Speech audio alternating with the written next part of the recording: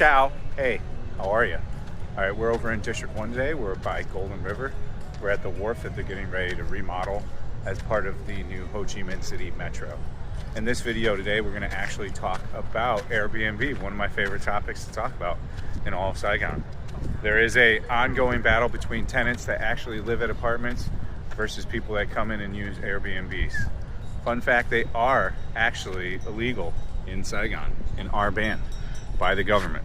So taken directly today from VN Express. If you want to read this article, you can just cruise on over to VN Express International.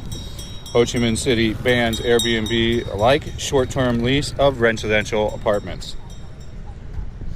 Saigon has banned apartment owners from leasing their properties for short durations as it seeks to stop unauthorized Airbnb-like services. Only businesses licensed to operate tourism services could hereafter lease their units for short durations, it said, without spelling out what it means by short. With the number of apartment towers soaring in recent years in Vietnam's biggest city, many owners lease their properties exclusively to short-term renters.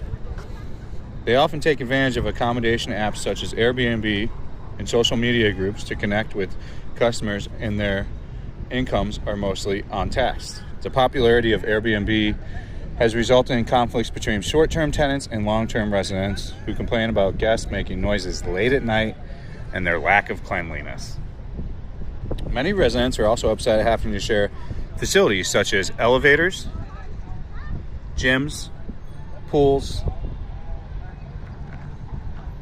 and other accommodations. They also some people that stay at these Airbnbs indulge in illegal activities such as gambling and drug use. The housing law does prohibit leasing out apartments for short durations, but the ban is usually ignored due to the lack of oversight, and analysts have said. So yeah, there's definitely right now, hold on, let's switch scenes here, switch lenses in a second. We're gonna go to a little bit wider since we got the super, okay, we're back. So as I was saying, I finished the VN Express article. We're going to take from a bunch more articles that they actually have written in the past months about this, as this is one of the biggest growing concerns, specifically in this area that we're standing at right here. There's no surprise that we came over here to shoot this video because we are in the heart of Airbnb. It really, the short-term rental for apartments and Airbnb started off in District 4 by the river and has navigated over here to Thu Thiem and District 1, pretty much. There's some new properties coming up in D1. I think, what's the one that's coming up? Lancaster or something. I forget the name of it. There's a bunch of new projects finishing in D1, though, that they're also concerned the same thing's going to happen. That happened all over here. So everywhere I'm pointing has Airbnb at it right now. I'd say 80% of occupation in these buildings is Airbnb short-term rentals, specifically with the intention. Even Empire City, like, they've got Empire City successfully off a lot of the websites supposedly, but if you still look, they're really working with the Koreans now, and like the social media companies. A lot of Koreans are doing Empire City now, short-term rental, which is also what happened in Golden River. So you'll see a lot of Japanese and Koreans. Most of them do not actually live there. They're in a short-term rental, which is circumvented through the company that is either Korean or Japanese, almost exclusively. So there is a gigantic problem with Airbnb in this city right now. It is actually used to manipulate the market of the price of apartments too. So, you know, I think a lot of these apartments are sold under the assumption that you're going to get rental prices of short term. So I don't even think they're necessarily telling the people buying them, unless they do their market research and due diligence, that those monthly rents are actually coming from a short term like Airbnb product, contrary to a monthly rental or long-term lease product, which is what all these are zoned and made for. Like, specifically, all these are apartments. These aren't made to be a half Airbnb. The problem, you know, I'm trying to stay neutral and not sound aggro and like I hate Airbnb people that rent them and people that list on them. I get it, dude, money, you want to save on your vacation and stuff, but this is to a level here where it's absolute insanity. You know, you'll go into these lobbies at any one of these buildings at noon and can be from, you know, 3 or 4 people all the way up to a party of 50. You can see buses of Chinese tourists get dropped off here and a whole entire tour group get out and have rented like 10 units at one of these places through some kind of company. And as a result, there's always hotels available and they're very comparable on price. You know, you're not saving a whole huge amount of money, and this location is absolutely not great for a vacation. None of these are. These are good for if you're living here. These are residential areas, but these are not where you're going to want to be when you're on a vacation. So it makes absolutely no sense. You're also intermingling all the pools and gyms, as is said in the article, with people that are in vacation mode comparative to people that are in work mode. So please give me some more time and I'll read from another brief article here.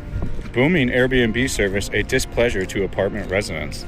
The growing number of Airbnb guests in apartment buildings have become a displeasure to many local residents as entertainment services are overwhelmed while late night noises disrupt their sleep. Mastery Millennium residential complex in District 4 sees people queue up for elevators during weekend, many of them tourists who only stay for a couple of days. Thu, an occupant, says during weekdays she only needs to wait for 5 minutes for an elevator ride, but the duration jumps to 15 to 20 minutes during the weekends. This is not a joke, people. It can be a problem at even these brand new buildings with all these fancy, like super high-end elevators. These all have like the best of the best because these are all high-end places, and you'll queue up for 5 minutes when these are at capacity on the weekends with the people from Airbnb. Versus there would never be a problem if you didn't have all these people that shouldn't really be there at all. The pool in the building's 7th floor is filled with foreigners during weekends, and she has no choice but to take her kids elsewhere for their swimming lessons. Now, granted, they've even put guards at a lot of these places, and they're still foreigners, and they're still Airbnb. So the only thing with that is probably the old Vietnamese way. Allegedly, they're probably getting kickbacks. Allegedly. Here's theory time. Caps on. Fat and broke theory time. I think all these places allegedly, probably are getting a kickback. So it's why it's so functional in all these places is whoever is running the Airbnb, it's usually 1 or 2 to 5 guys, like I've said before. I really do think they gather quite a few people and make it a company in the back end. In fact, I know of one person that does it that way. And then there is a guy that actually owns them outright that's like a soft millionaire. And he owns like, I think 25 units between these. So I think probably that guy is paying off people, allegedly. When I lived over here, it was just going on way too easily. You would hear tourists like this coming up to the front desk all the time, asking for stuff that, they should have no business doing, like booking them a tour or doing stuff that you could maybe do if somebody that lived there as a resident. People are really going there in party mode. So I think probably really what happened is like he paid the people off. That's what I think more than likely what happened with the entire deal. All these are paid off. But now, as I read, the government is really cracking down on these things. You'll see in these articles that I read that they're really not playing around. Government is not playing. So back to the article. Hung, another resident of the complex, says there are nights when visitors make loud noises until 2 a.m. The gym also bursts at the seams. Our premium building complex has now turned into a hotel. People come and go freely.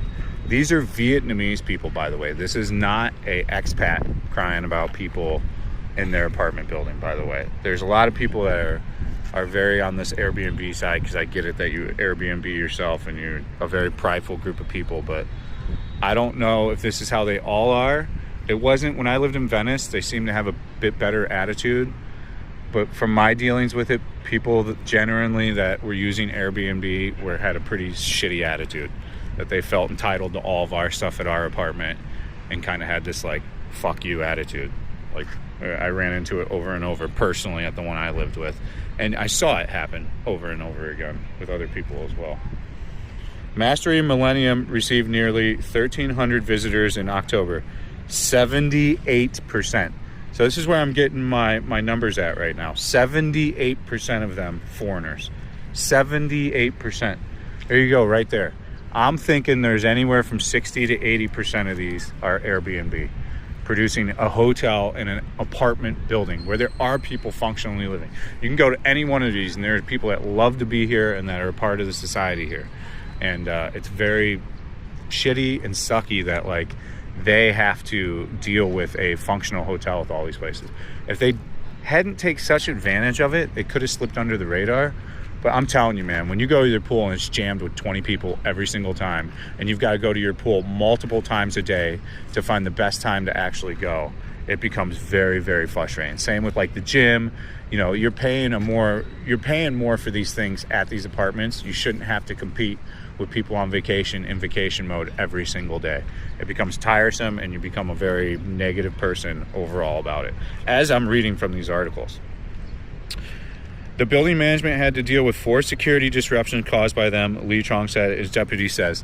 Beyond that, like, personally, when I, again, lived over here, I dealt with people on my floor, like, smoking cigarettes, smoking, you know, pot and shit. Not that I care that much. I'm not like some Karen, but, bro, it became annoying when you would sit on your couch and, like, smells would waft in because some dude's partying on vacation mode. You know, same with noises and stuff. Like, I had, on many occasions, drunk people come to my door and try to get in my apartment, which was the most annoying thing. That was actually the most annoying. That probably happened 5 or 6 times.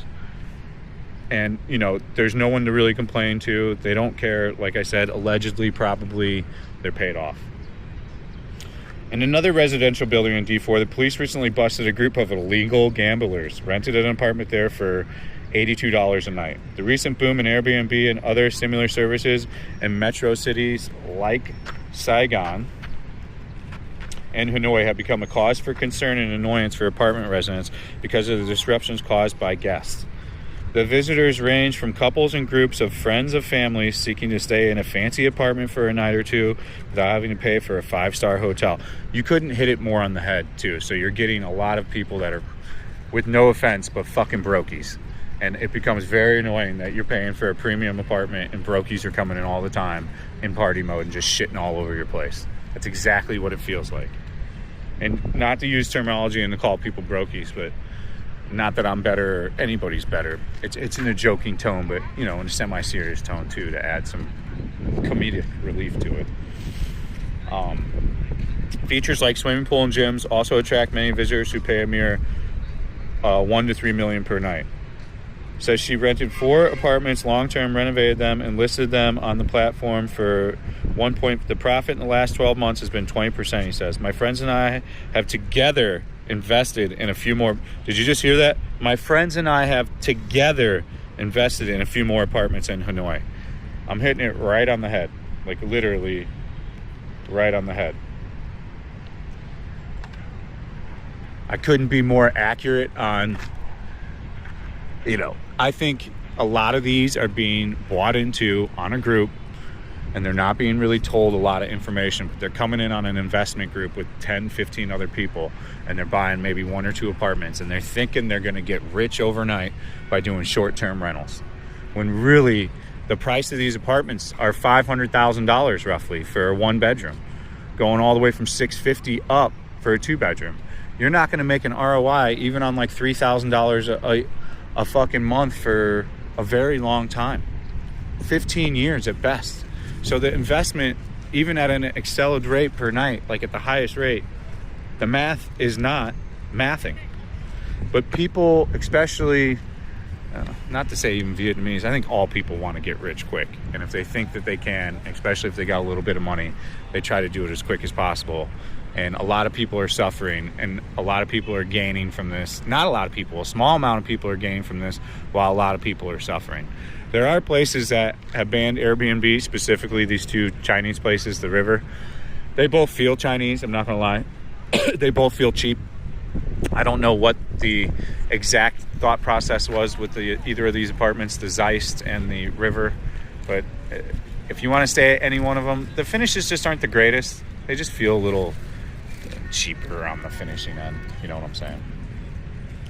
But the lack of regulation of such businesses could cause trouble, analysts warn.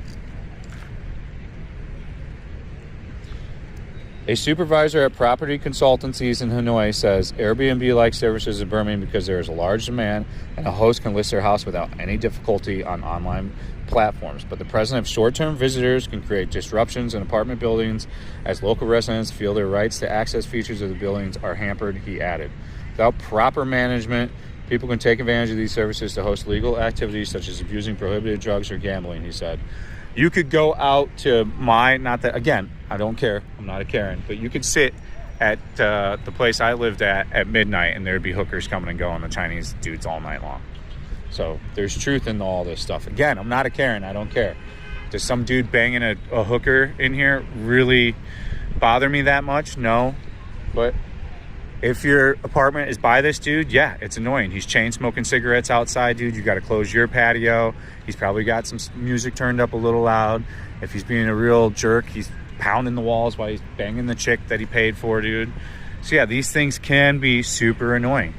And these things can be facilitated at a hotel where they're supposed to be happening, not at an apartment building where other people are. I'm trying to take both sides of this, but yeah.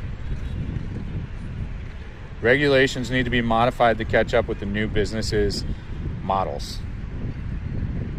The big thing that they're cracking down now, and why the big thing is what all these articles say in the last paragraph, is they're not paying any taxes. That's why the government stepped in now. That's why they're going to finally, from what I hear, start running like task force in every single one of these apartments in the next week, going all the way into this month and the next month. So like one of their things, like they did with traffic and other stuff, is to handle the scourge of Airbnb. They're going to do District 1, District 2, and District 4 first, allegedly, from what I've heard. I'll just read you a couple extra bonus things from comments from Vietnamese. The maybe most disturbing with Airbnb apartment buildings are the people living there. It's their home.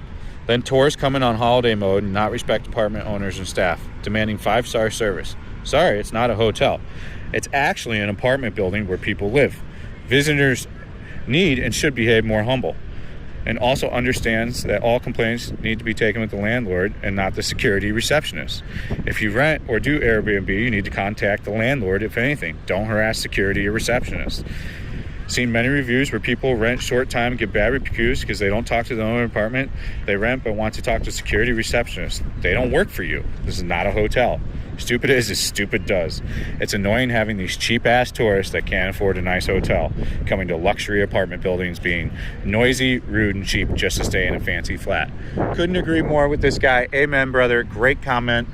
Couldn't tell you how many times I'd go down to my pool and there'd be some kind of Euro people smoking cigarettes, drinking beers, and crushing some charcuterie board. When you're at that place I was at was a 5-star luxury apartment.